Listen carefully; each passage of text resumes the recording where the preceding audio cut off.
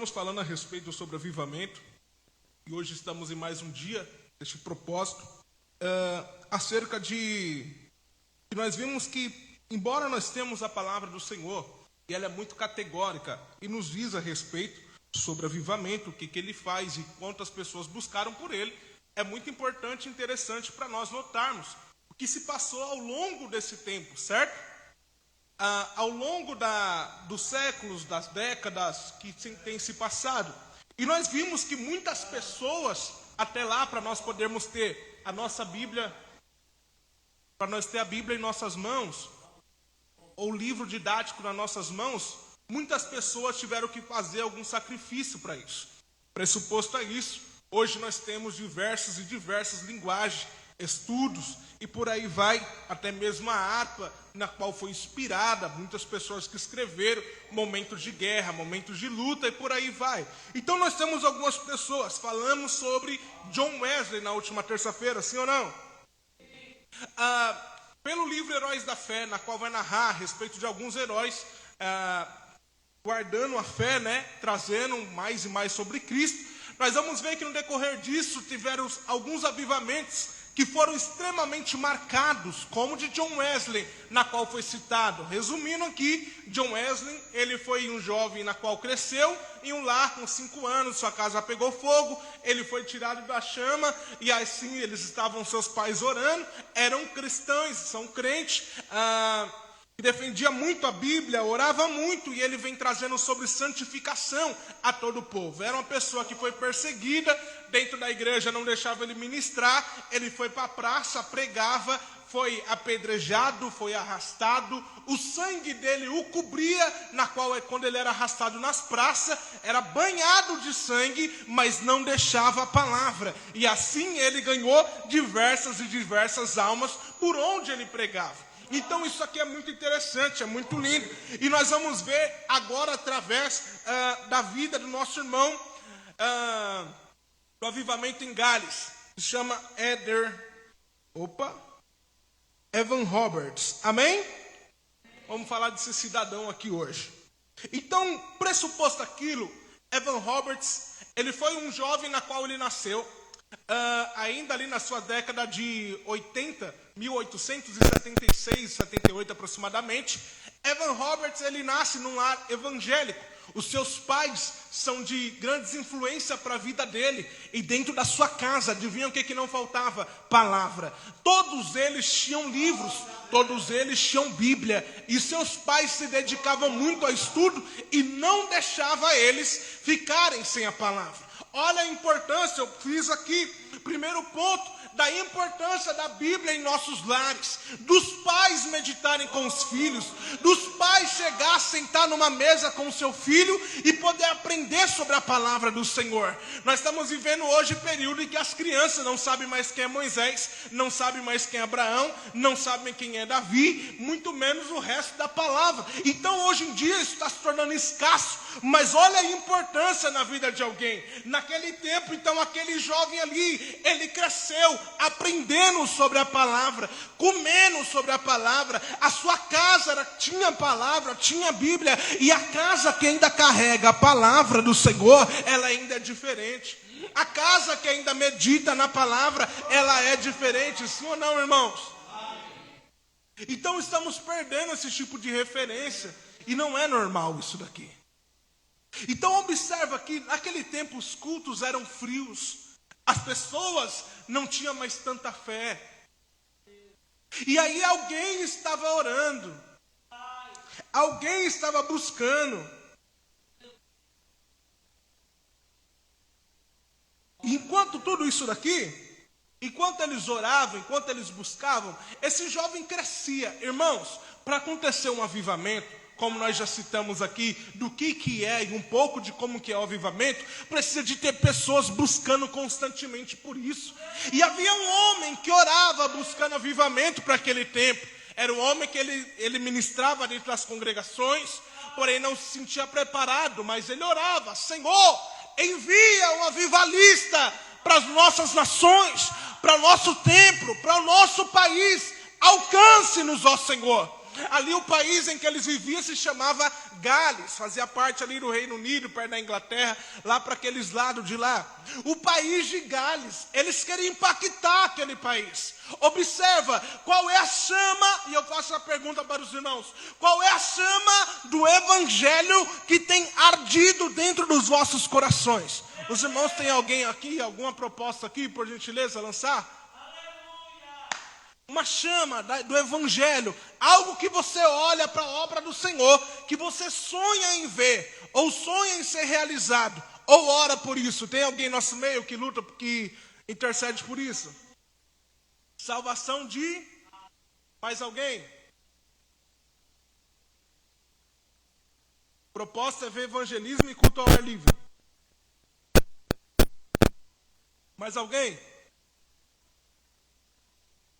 Quantas pessoas nós temos aqui hoje? 3, 4, 5, 6, 7, 8, 9, 10, 11, 12, 13, 14, 15, 16, 17, 18, 19, 20, 21, 22 pessoas aqui, por enquanto. E nós temos duas propostas aqui. O avivamento é o que o Senhor almeja, é o que o Senhor sonha e que o Senhor intercede por isso. 3. Mais alguém?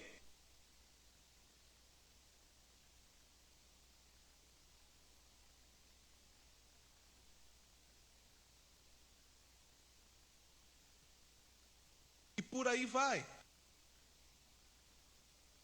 E tenha mais intercessores. É o sonho da senhora.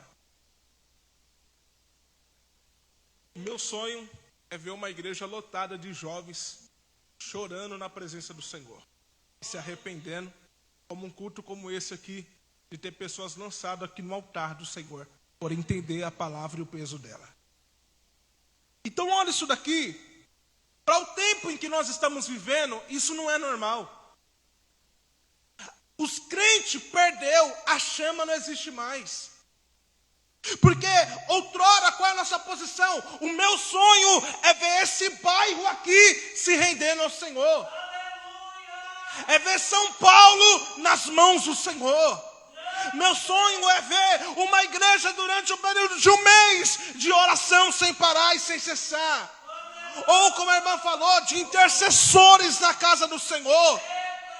Isso é evangelismo de culto constante nas ruas, nas praças.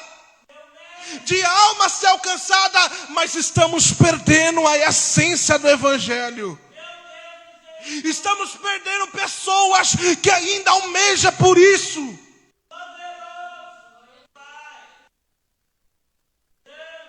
E fala assim, olha, na minha alma, no meu ser, enquanto eu não ver, eu não vou parar de orar. Lembra daquela mulher que orava? Depois dos 400 anos, a igreja calada, tinha uma irmã na igreja que orava, era viúva. Ele estava orando para ver o Salvador, e de repente entra Jesus lá. Se eu não me engano, o nome dela é até Maria, ou Marta, alguma coisa do tipo. Ana, glória a Deus.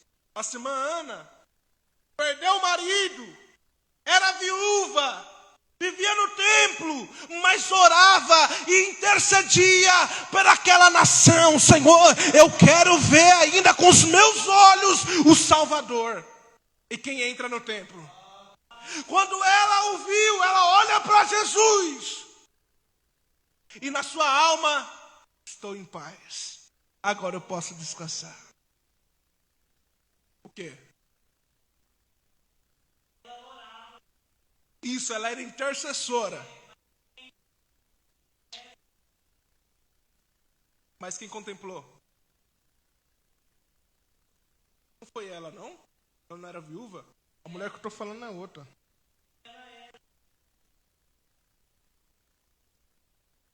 Isso.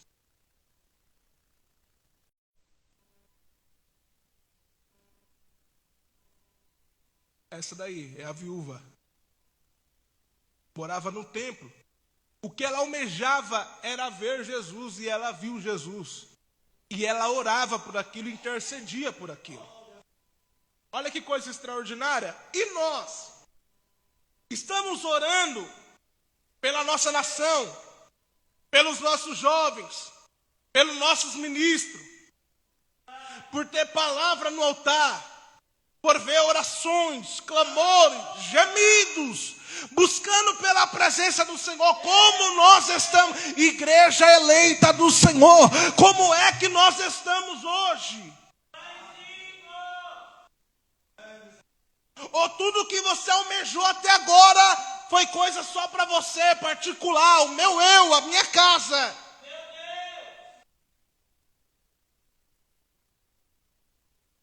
Queremos ver uma igreja cheia do Espírito Santo, mas deixamos de orar para isso. Queremos ver diversas coisas lá fora, mas nem oramos e nem fazemos nada para isso. Até quando vamos permanecer assim? Então, voltando aqui para a história, esse jovem, esse menino aqui, que nasce, e quando nasce, vem de uma família pobre. A família dele era metodista. Para quem não se recorda, metodista que foi fundada lá com John Wesley. A família dele vinha desse segmento, era cristã, era pobre financeiramente. Ninguém os conhecia, mas há um Deus que já tinha um projeto para a vida daquele jovem.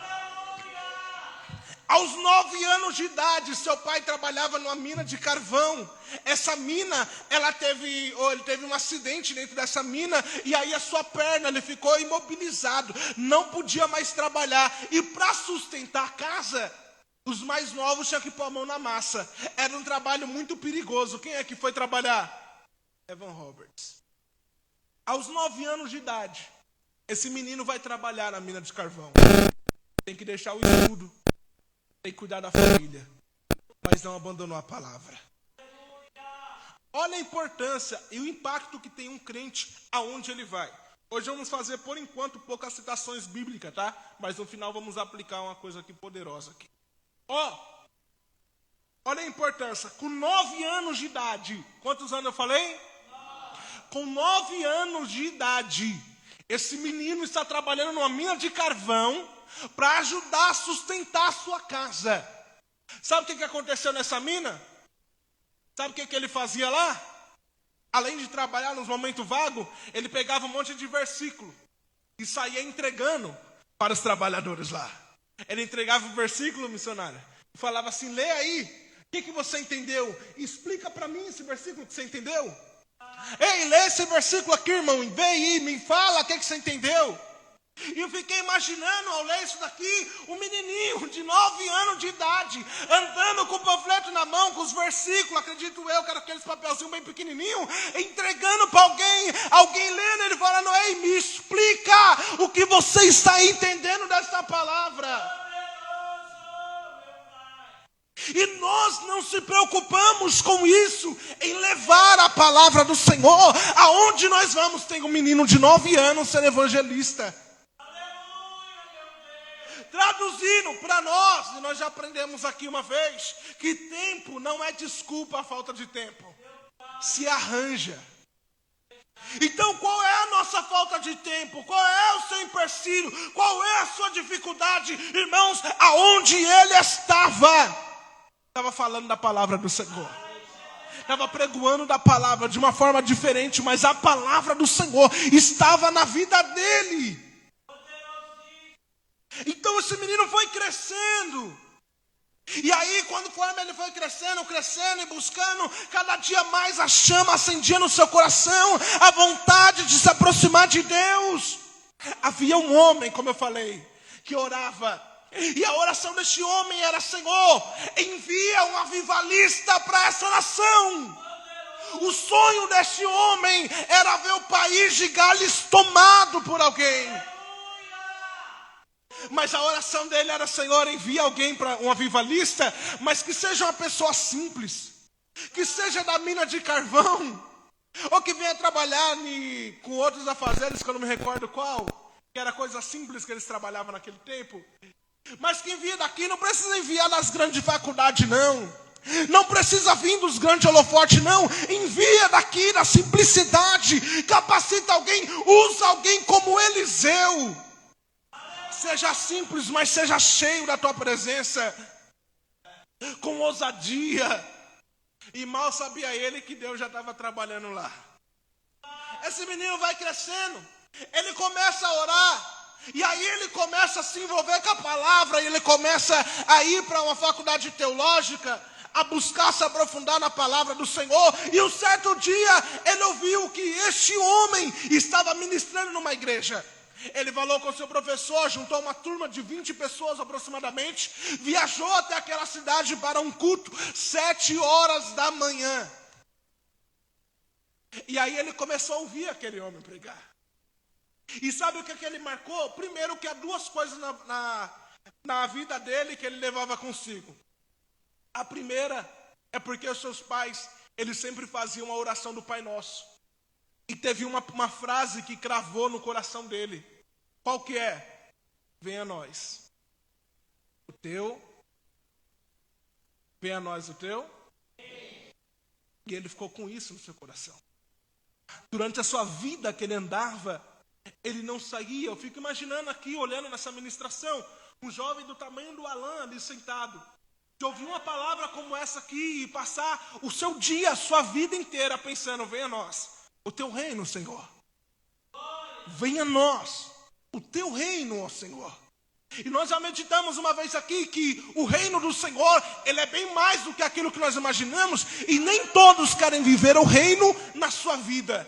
E nem todos querem o que o reino tem na sua casa. E esse jovem pensando, venha a nós o teu reino, Senhor. Nas suas atitudes, a palavra que ele pensava é, o que Jesus faria se ele estivesse aqui? Você já parou para meditar nisso?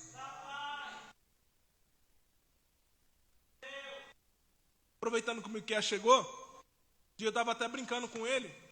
Ele pegou algo simples, ele pegou, acho que era um salgadinho, alguma coisa na mão dele. Ele falou, vou jogar aqui, na rua, olhando para mim. O que ele vai falar? Vai tacar pedra? Falei para ele, ele vai jogar aí? Vai. Falei, eu acho que é isso que Jesus ia fazer, né? Aí ele olhou para minha cara, pensou, pegou o papel, guardou e levou até um lixo. E lá no lixo ele descartou. Observa aí, eu fiquei pensando, foi uma simples atitude, uma brincadeira. Mas se pegarmos pro resto da nossa vida, todas as vezes que nós for fazer alguma coisa, o que é que Jesus faria? Talvez aquela mina de carvão em que ele estava trabalhando, ele estava pensando, o que é que Jesus faria? E estava levando a palavra, intercedendo por aqueles que estavam lá. O que é que Jesus faria? E venha a nós o teu reino, Senhor. Que a tua vontade seja feita na minha vida. Venha a nós o teu reino, ó Senhor. E naquela pregação, ele sentado aí, olha a importância de nós estarmos com os ouvidos atentos e ter palavra ainda nos nossos púlpitos, que enquanto o irmão estava pregando, a chama ardia, o seu coração queimava pela palavra do Senhor. Irmãos, observa isso aqui, muitas das vezes estamos indo para os cultos e saindo vazio, porque não prestamos mais atenção na voz de Deus falando com a igreja. O seu coração ardia, o seu peito queimava, e na oração daquele homem, ele falava, dobra-nos, ó Senhor. Ele falou, dobra-nos, ó Senhor. Ou em outras traduções, quebranta-nos, ó Senhor. Ele guardou aquela palavra de uma oração que estava tendo. E o dobrar-nos, ó Senhor, vai além do que é isso no significado galês. Dobra-nos, ó Senhor. Nos lança, nos abre, nos envolva. Dobra-nos, ó Senhor. Esse menino foi para sua casa e toda noite, observa, o grupo de amigos deles, no qual teve até mesmo uma entrevista, foi citado que toda noite, antes de apagar as luzes do ambiente, eles faziam, sabe o quê? Orava e meditava na palavra. Orava e meditava. Lembra de John Wesley? Ele acordava e suas primeiras horas do seu dia era o quê? Oração e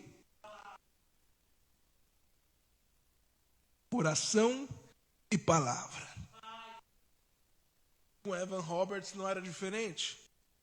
Está orando e está lendo. E ao apagar as luzes, as orações, os meninos citavam ali que quando ele orava era diferente. Porque chegava o período que ele orava que tinha muito gemido na sua oração. Ninguém entendia nada, cada um no seu particular, orando.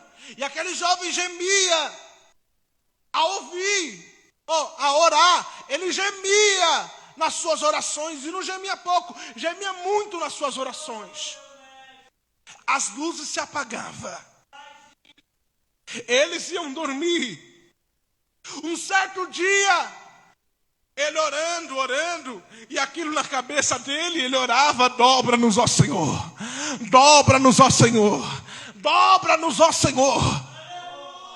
E nessa mesma oração, um dia um dos seus amigos chegou, e depois de um período de oração, ele levantou a sua cabeça, o seu rosto estava brilhando, a sua face brilhava. Aí o seu amigo chegou e perguntou para ele: Evan, o que aconteceu? Ele falou: eu tive uma visão enquanto eu estava orando, e o céu se abria, eu via uma mão atravessando a lua e tocando no país de Gales. Essa mão estava perto do país de Gales. E a oração continuava: dobra-nos, ó Senhor, dobra-nos, ó Senhor. Esse menino começou a orar através da oração daquele outro homem que estava orando, intercedendo para que Deus enviasse um intercessor. Ele estava orando, depois das reuniões que tinha na igreja. Sabe o que acontecia? Os jovens da escola ouviam a palavra e saía da rua, um pedindo perdão para o outro, se abraçando, falando: irmão, me perdoa, irmão, me perdoa. Através da palavra, ouvia a palavra, e a palavra na sua alma, sentia necessidade de se perdoar um com os outros, não perdia tempo. Ele olhava aquilo ali e ele falou: Deus está ouvindo as minhas orações. Imagina num culto como esse, sairmos daqui buscando abraçar quem for, a se perdoar um com os outros, como outrora era normal. Não é obrigatório eu vir até aqui na frente a se desculpar com alguém, mas as pessoas tinham prazer de ir até a frente do altar e perante a igreja, porque não queria estar de qualquer forma, não queria ceiar de qualquer jeito. O mais importante: se Deus voltar agora, eu não quero ter inimizade com ninguém aqui na terra.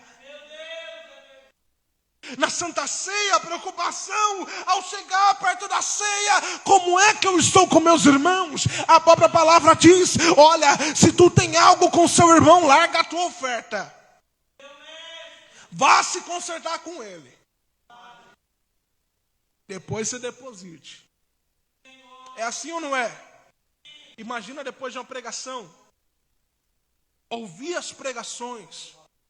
Nós estamos falando de jovens, irmãos. Jovens.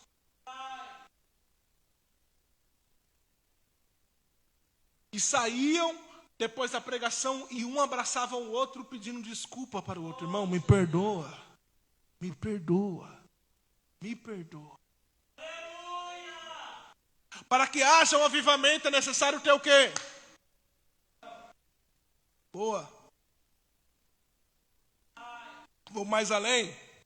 Para que haja um avivamento precisa ter arrependimento. Nós vamos frisar bem isso daqui. Hoje não vai dar tempo, mas na próxima terça nós vamos chegar lá. Todo avivamento vem através de um arrependimento. E é necessário. Evan Roberts, ele vê aquilo ali, as pessoas assim, um pedindo perdão para o outro, e entendeu: o Senhor está ouvindo as minhas orações. E agora esse menino é levantado para pregar. Ele vai em uma reunião, ele começa a ministrar, e as pessoas estavam sendo alcançadas pela palavra do Senhor. Ninguém queria sair daquele ambiente. Almas eram curadas, vidas eram transformadas, com oração, com palavra, com muito louvor. O Espírito Santo chegando na igreja, alcançando os corações deles. Tinha período lá nos cultos que dava meia-noite e ninguém queria ir embora. Quebranta-nos, ó Senhor. Quebranta-nos, ó Senhor. Dobra-nos, ó Senhor. Tinham pastores saindo de outros países para ir lá poder sentar e ouvir a mensagem e ouvir a pregação. Você tem noção do poder que tem no avivamento? Você tem noção do poder que tem alguém que ora? De alguém que busca? Olha aqui para mim. Você tem noção do poder que tem alguém que busca o Senhor intensamente? E aí, como é que você está com o Senhor? E aí, tem crente aqui? Como é que está suas buscas? Qual é o anseio que você tem pelas almas? Ou com o nosso século atual? Está conformado em estar no culto da forma como está? De sair da mesma maneira e entrar na mesma forma, ou pior? Ninguém na sua rua é alcançado, ninguém no seu trabalho é alcançado.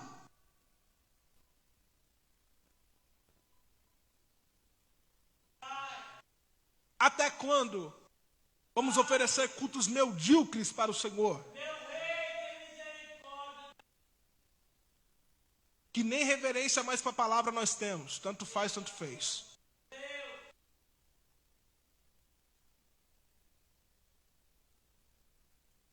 E a palavra entrava nos corações. Nós já falamos aqui, os irmãos viu, sobre o se prostrar. É muito real. E acontece todos os dias, nós estamos vendo isso. Não é porque estamos chegando nos últimos dias, e o Senhor falou, e deixou a tua palavra bem claro, que nos últimos dias derramaria do teu Espírito sobre toda, que os velhos teriam...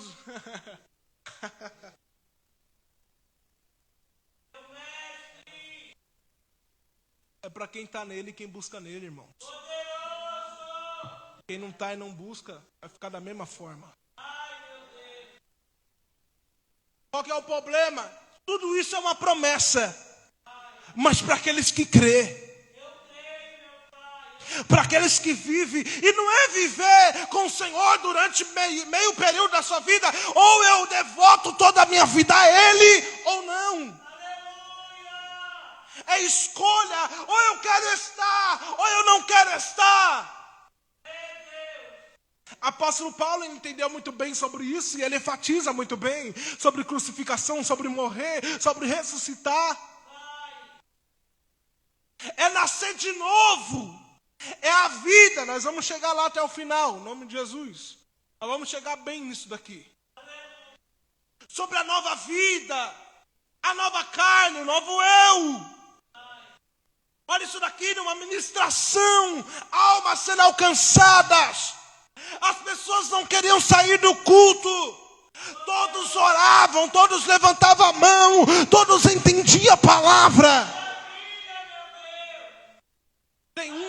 Tem um dos grandes pregadores que quando ele pregava, as pessoas subiam até na coluna com medo de cair, como se estivesse no inferno, de tão intenso que era a sua pregação.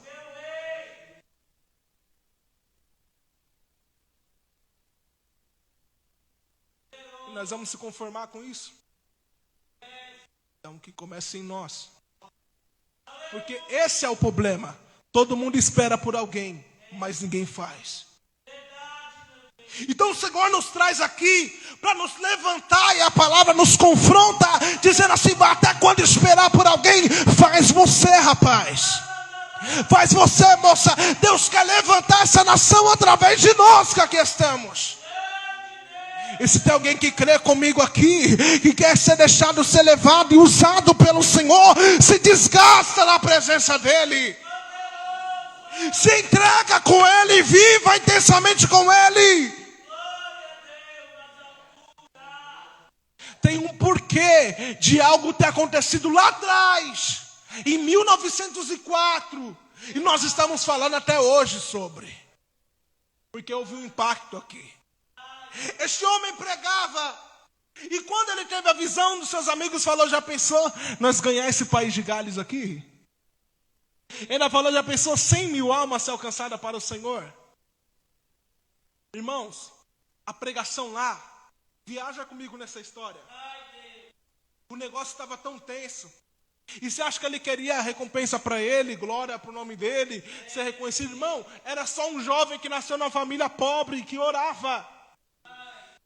Quem fez tudo foi o Senhor. Chegava jornalista e sentava na frente dos púlpitos, na frente dos bancos, ele se escondia no altar, para ninguém ver ele, para não se fotografar ele. Quando chamava ele de líder, ele repreendia. Porque o intuito não era aquilo, não era cargo, mas era a presença do Senhor. E nós vivemos em tempo que as pessoas estão se preocupando com título, algo assim. Não. A preocupação dele é que as pessoas fossem impactadas com a presença do Senhor. Fosse avivada, sentir a chama arder no peito e falar: Senhor, é aqui que eu quero estar, na tua presença, se prostrando a ti. Ele não queria holofortes. Ele não queria nome. Dava meia-noite, o culto não acabava, porque ninguém deixava. Não, vamos orar para encerrar o culto. E na oração Deus tomava todo mundo com graça.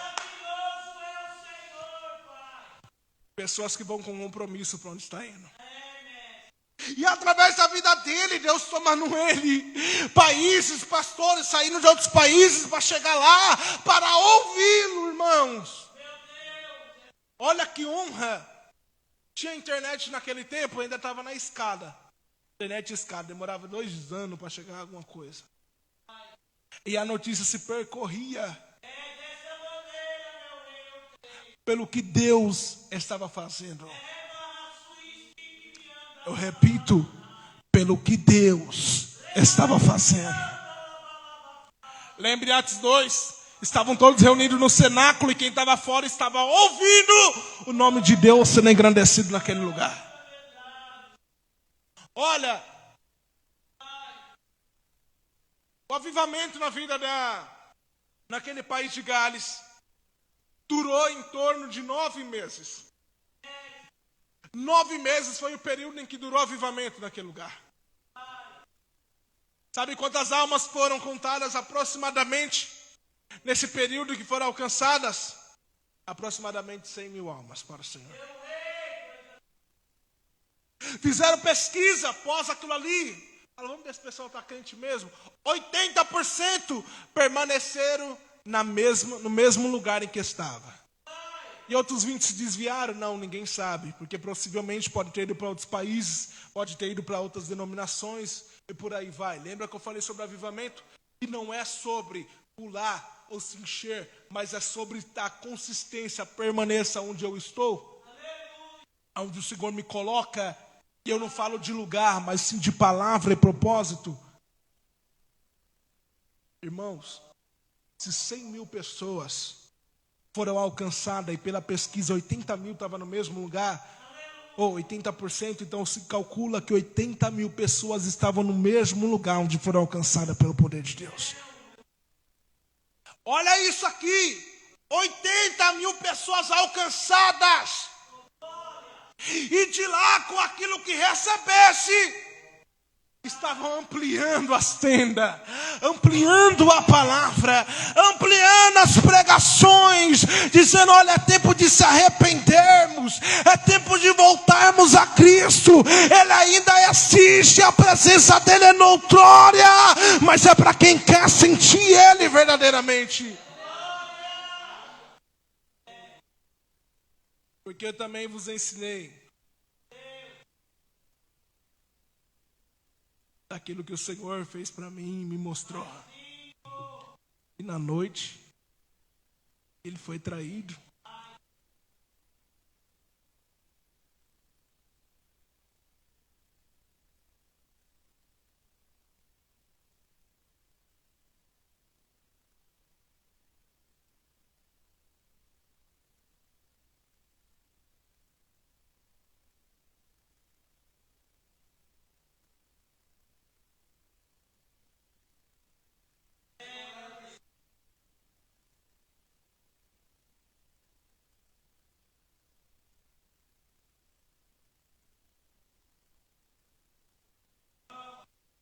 buscando pela presença.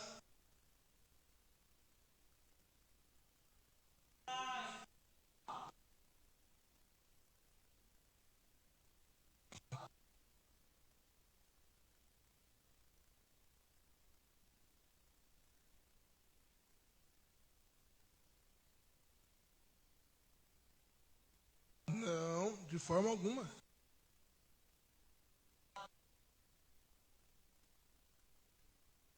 Então, naquele tempo, não tinha a mesma tecnologia que nós temos hoje, nem tantos estudos como nós temos hoje, nem tantas histórias inspiradoras como nós temos hoje. E mesmo assim, aquele povo clamou, alguém acreditou e buscou por aquilo. E através de um jovem, uma criança, que foi crescendo, seu coração ardendo em chama pela palavra, pela presença, quantas vidas foram alcançadas por aquilo? Paz-me dizer aqui, na próxima terça vamos falar sobre o avivamento da rua Azusa. Adivinha de onde que ele foi inspirado? De Gales, de Evan Roberts. Ele ouviu falar sobre lá, ouviu falar do avivamento, do que aconteceu, do impacto que foi. Teve até carta na qual ele escreveu para Evan Roberts. Evan Roberts respondeu ele: olha, irmão, estamos orando por vocês aí. Para você ver, o negócio foi tão real, tão surreal, que outras pessoas de outros países enviavam cartas e mais cartas para ele, dizendo: olha, estamos vendo o que está acontecendo, estamos juntos em oração, estamos juntos. Irmãos, nenhum deles realizaram isso sozinho, tinham pessoas intercedendo e alguém que acreditava. E não deixaram de clamar e nem de buscar. E Deus fez coisas extraordinárias.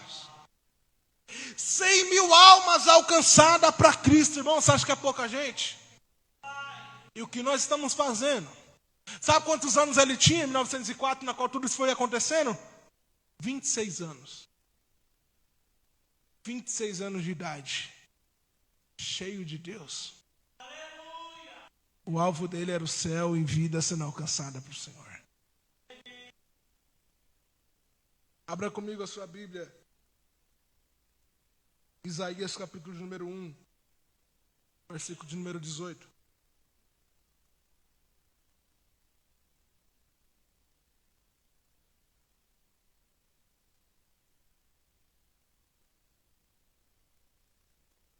Um, 18.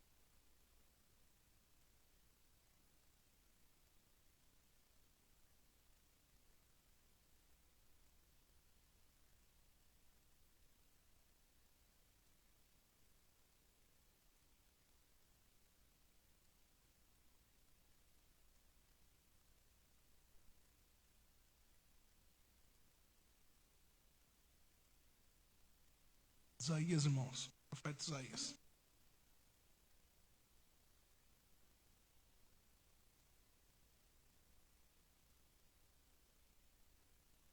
Perdão, pode repetir, por favor?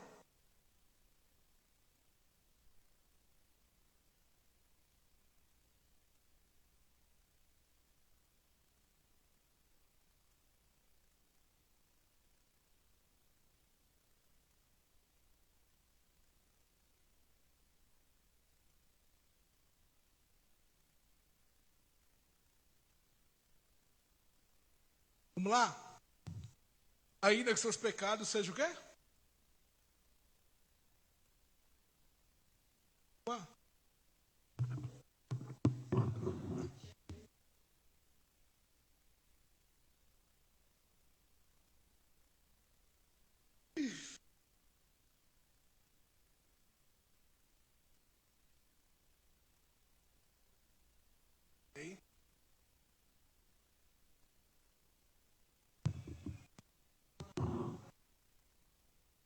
O que é vermelho?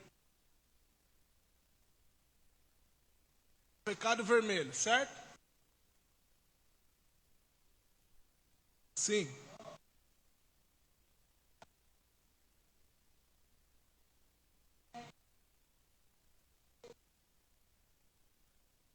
Boa.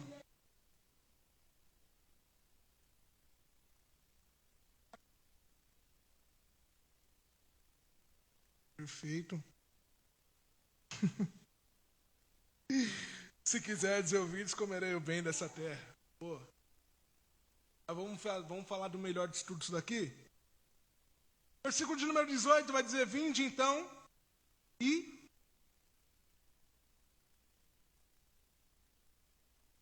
Beleza. Ó, ainda, nós vamos frisar isso daqui.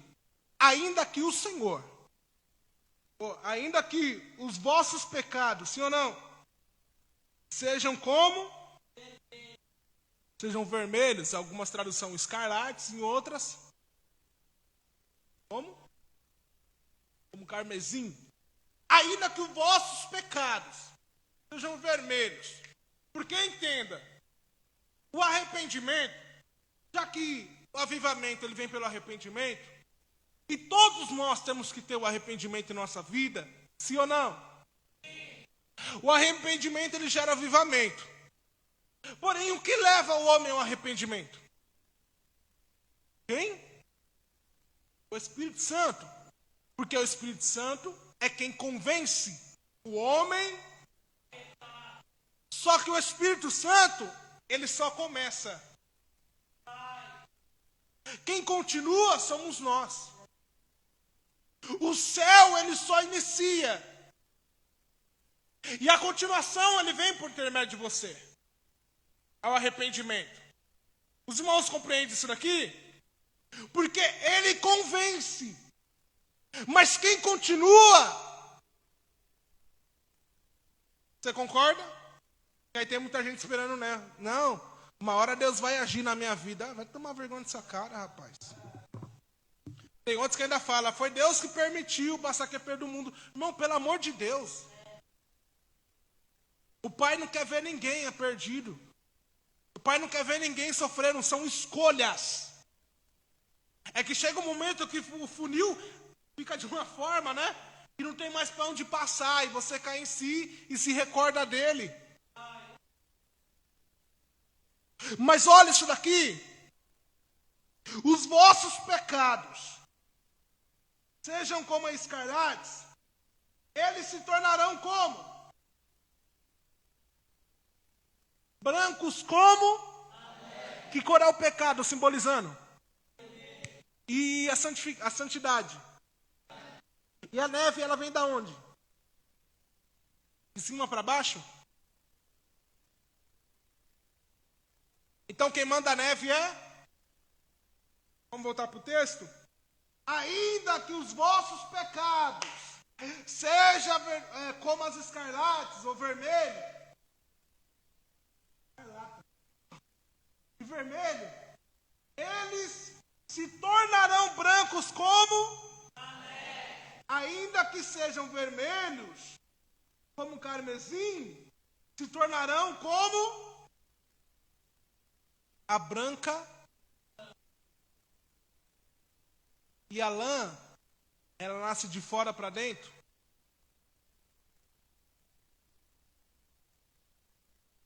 A lã nasce de fora para dentro. Nasce como? Meu Deus, será? Olha isso daqui. Arrependimento começa do céu. O Espírito Santo, por quê? Nós estávamos mortos. Morto tem como ouvir? Morto tem como ver? E quem é que nos deu vida? O Senhor. Deus ele nos deu vida. Ele pagou o preço. Ele nos resgatou. Ele pagou o alto preço de sangue. Você estava morto, não tinha como se arrepender. Agora o Espírito Santo vai agir em vós, vós vai poder ver. Começa de cima para baixo. E depois de dentro, que é o processo da santidade.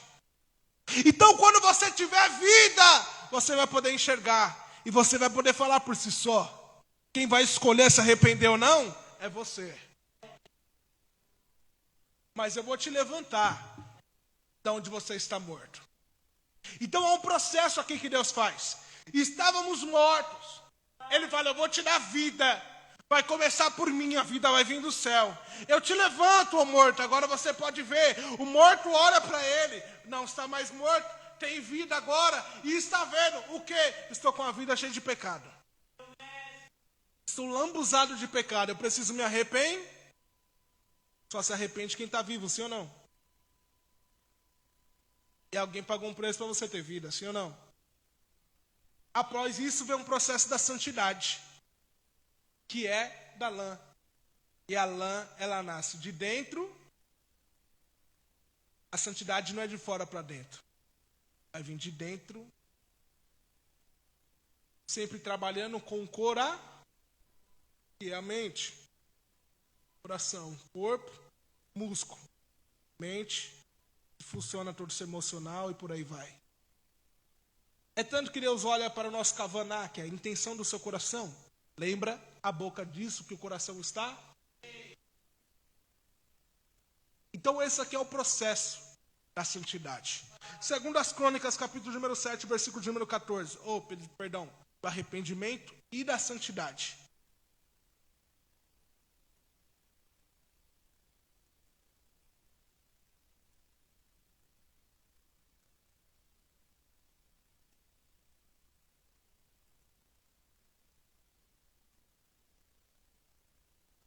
Por gentileza.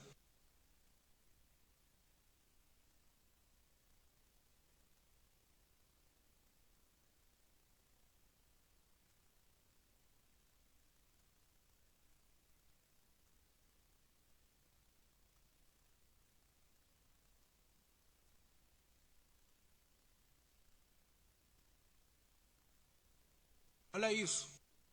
Se o meu povo, que se clama, ou que chama pelo meu, se humilhar e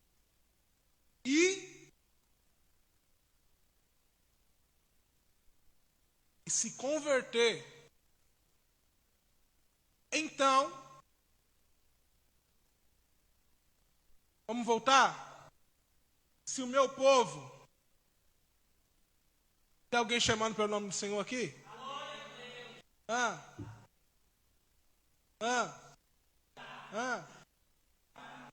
Opa. De novo, primeira. Chamar pelo nome, requisito. Se humilhar, orar.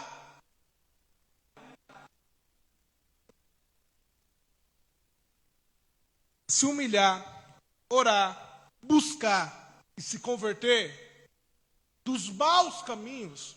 Lembra que a conversão é o quê? Estou indo num caminho, faço uma estou voltando, é onde eu não deveria ter saído. E se converter dos seus maus caminhos. Olha os requisitos que tem aqui. Quer que o Senhor ouve, quer que o Senhor faz, quer que o céu desce, quer ser abençoado, quer ser alcançado por Ele cada vez mais, embora o amor dele já nos alcançou. É necessário, irmão, se humilhar, orar, buscar a face dele e se converter dos seus maus caminhos.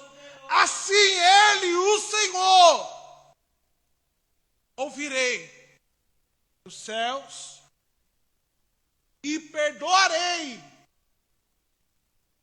os seus. Quer alcançar a misericórdia do Senhor, mas não quer se humilhar. Quer ser perdoado dele, mas não busca a presença dele, a face dele. Como eu busco a face do Senhor, como eu busco ele, como eu estou nele, é por meio da palavra do Senhor. Como pode, irmãos?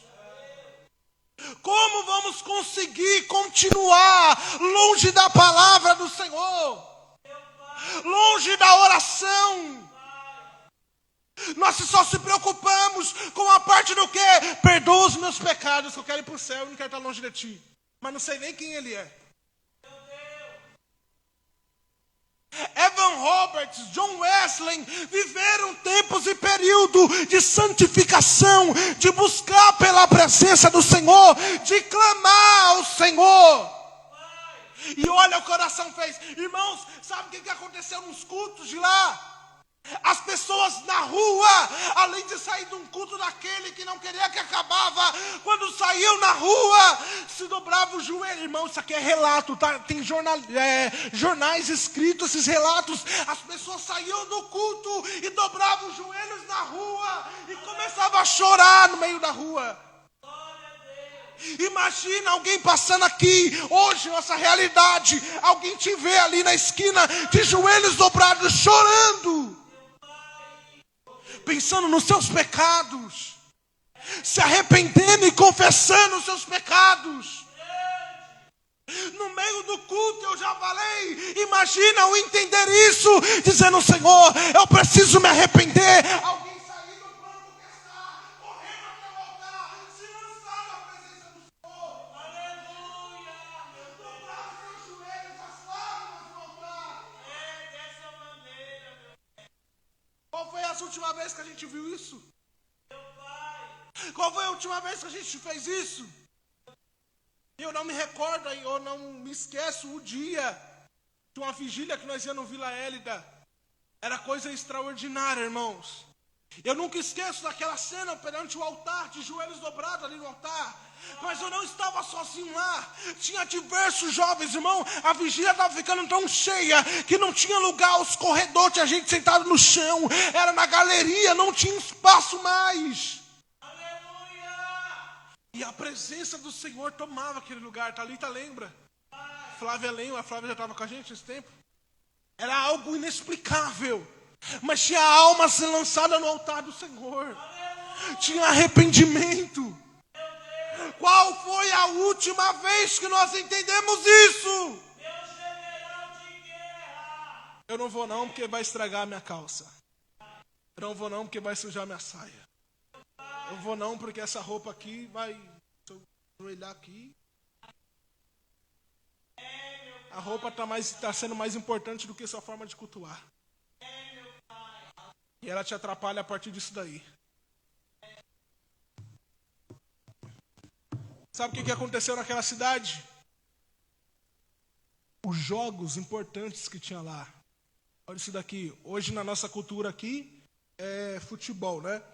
Lá é outro tipo de esporte, eu não me recordo qual que é agora. Imagina hoje tendo um campeonato. Vamos pegar um famoso aí, Libertadores. Vamos ter uma Libertadores, uma Champions League da vida no final. Quantas pessoas cabem lá?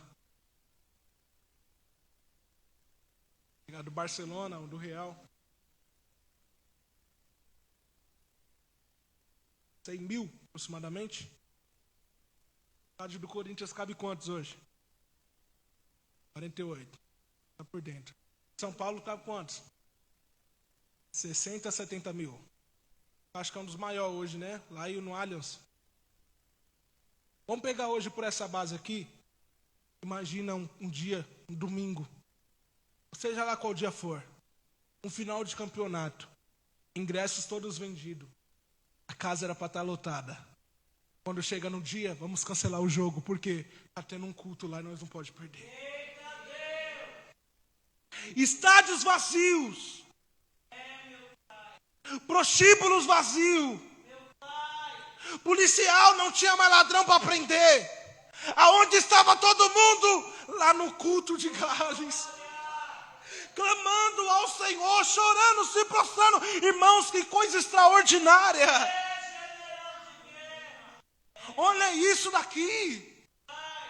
Os jogos mais importantes da cidade cancelado porque tinha culto. E hoje nós queremos cancelar culto porque tem jogo.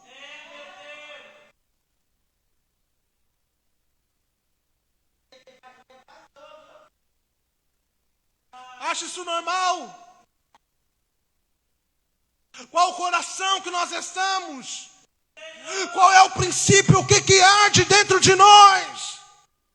O que o povo queria era ouvir a voz do Senhor, receber o Espírito, sentir a presença, cultuar Ele. Não tinha mais prostituta lá na cidade. Não tinha mais ladrão. Todos estavam na casa do Senhor ouvindo a palavra dele. Aonde a palavra chega, ela tem poder para impactar. Ela tem poder para transformar. Basta nós acreditarmos nisso. Acabou. Imagina os movimentos mais importantes da cidade serem parados para poder, por causa de um culto, irmão. Hoje em dia, o último lugar que alguém quer estar dentro da igreja. Outros até quer. Tenta, né? Diz que quer, mas não quer. Mas não vai.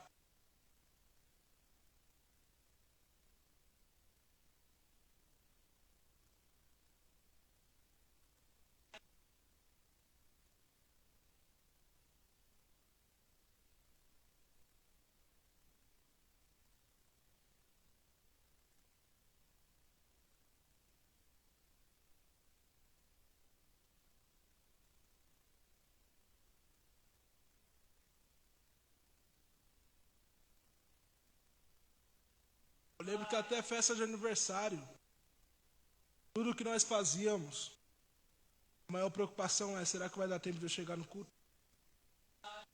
Se for me atrapalhar de eu estar lá, unido com meus irmãos na casa do Senhor, não vou. Embora, claro, tem casos e acasos, mas nós cristãos, irmãos, tem crente que faz festa na hora do culto.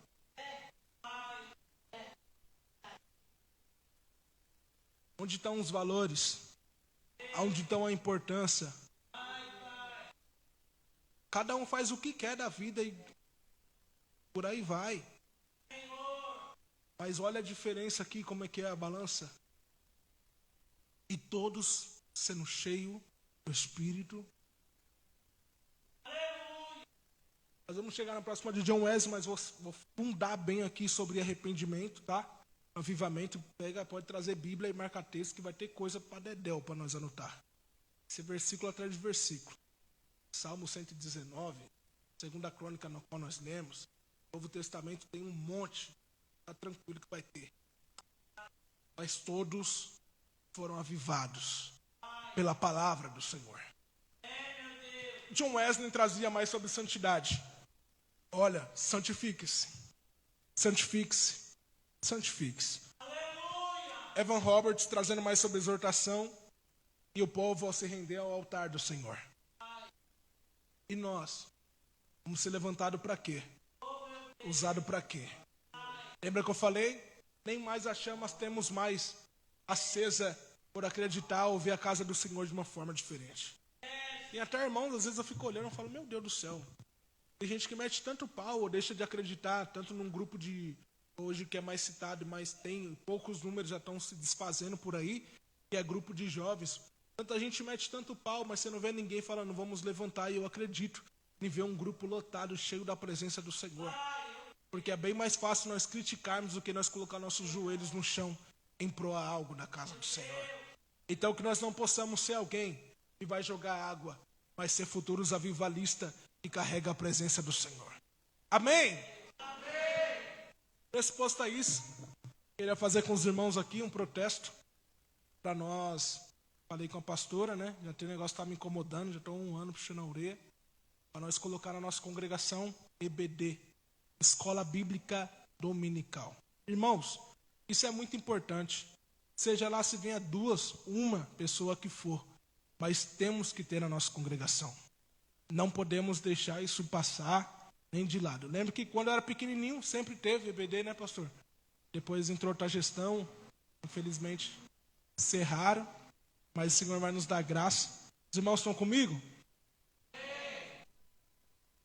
Escola Bíblica Dominical, normalmente vai se fazer, sempre são aos domingos. Por que isso é importante? Irmãos, é Bíblia. A gente faz às terça-feira aqui, é um estudo. Pode encerrar aí, mano. A gente faz às terça-feira aqui, é um estudo da palavra. Mas a Escola Bíblica Dominical